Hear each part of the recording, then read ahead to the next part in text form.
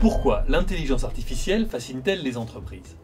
C'est devenu le buzzword, en bon français la dernière mode, dans les technologies numériques. L'intelligence artificielle n'a jamais autant fait parler d'elle.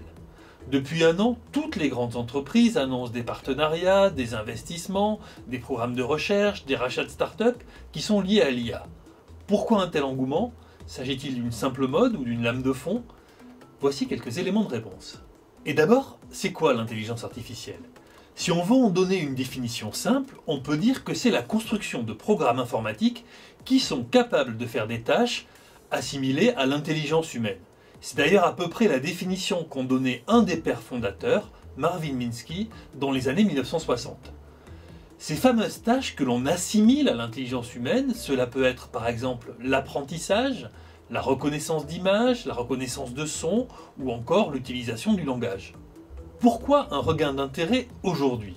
À cette question, une chercheuse m'a répondu un jour « parce qu'aujourd'hui, ça marche ». Ce qui marche en particulier, c'est l'apprentissage automatique, c'est-à-dire le fait de concevoir des logiciels que l'on ne programme pas, mais auxquels on apprend à faire des choses.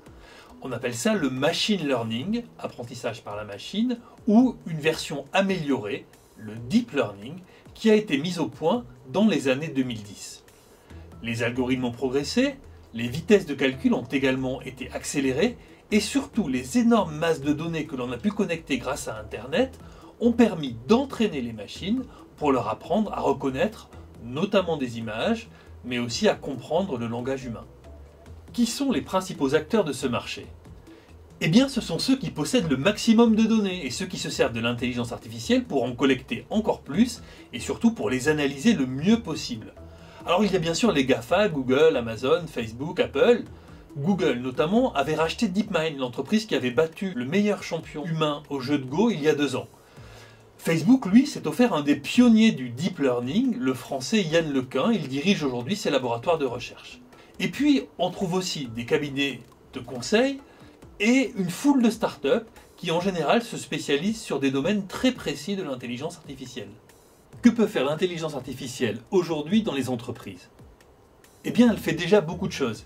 Il y a bien sûr les chatbots, ces logiciels qui permettent de dialoguer avec les internautes, on pose des questions, la machine répond, et ça peut se faire par écrit sur les réseaux sociaux, ça peut se faire aussi par la voix, on pense par exemple à Siri d'Apple ou à Assistant de Google.